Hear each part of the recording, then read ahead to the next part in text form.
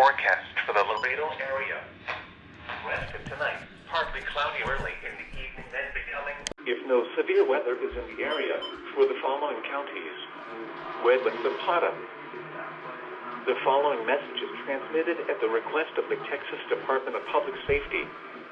The Palo Pinto County Sheriff's Office is searching for Sarah Beth Hall, white, female, 11 years old, 5 feet 0 inches, 100 pounds, blonde hair, brown eyes, and unknown clothing.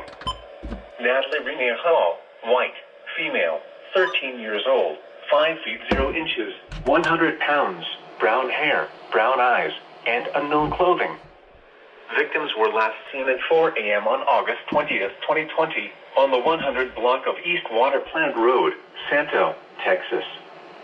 Law enforcement officials believe these children to be in grave or immediate danger. If you have any information regarding this abduction, call the Palo Pinto County Sheriff /E2019S office at 940659285. News media point of contact is Palo Pinto County Sheriff's Office at 940659285. The Laredo climate summary for this evening is of 7 p.m. Yeah, my new setup.